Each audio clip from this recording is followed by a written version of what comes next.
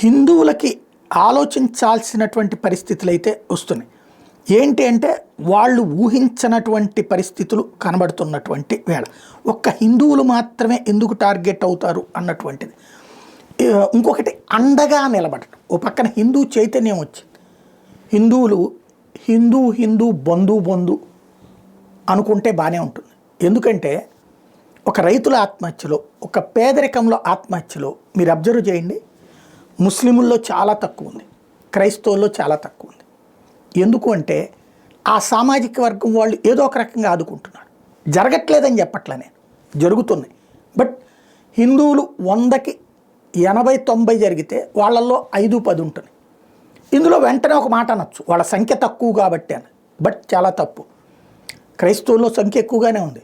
వాళ్ళు డిస్క్లోజ్ చేయట్లేదు. ఎస్సీ ఎస్టీల్లో ఎక్కువ మంది కన్వర్ట్ అయినటువంటి వాళ్ళు డిస్క్లోజ్ చేయట్లేదు, రిజర్వేషన్స్ పుణ్యం అనేసి. లేకపోతే చేసి ఉండేవాళ్ళు. దాదాపుగా 60-70% ఎప్పుడో కన్వర్ట్ అయి ఉన్నారు. అట్లాగే ముస్లిం సామాజిక వర్గానికి వచ్చేటప్పటికి వాళ్ళు చాలా బలంగా పాతుకుని ఉన్నారు. వాళ్ళల్లో ఒకళ్ళకి ప్రాబ్లం వచ్చినప్పుడు ఆదుకోవడానికి అదే వర్గానికి సంబంధించిన ఇంకో 10 మంది తలా ఒక చెయ్యేస్తున్నారు.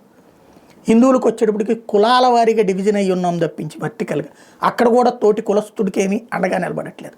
కష్టం వచ్చినప్పుడు, నష్టం వచ్చినప్పుడు హిందువుకి అండగా నిలబడేటటువంటి పరిస్థితులు తక్కువగా ఉంటాయి. అట్లనేసి అందరూ సంపాదించిందని తీసుకెళ్ళి వేరే వాళ్ళకి పెట్టమంటారా, ఇట్లాంటి మాటలు వచ్చేస్తే సహజంగా మనకు కోపాలు వచ్చేస్తాయి. ఇక్కడ నేను అంటుంది ఏంటంటే ఒకళ్ళనొకళ్ళు అండగా, సాధారణంగా మనిషికి మనిషి అండగా ఉండాలి మతాలకు అతీతంగా.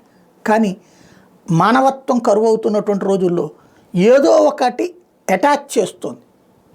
ఆ అటాచ్మెంట్ హిందువులలో అవసరమైనటువంటి సందర్భాలు పెరుగుతున్నాయి.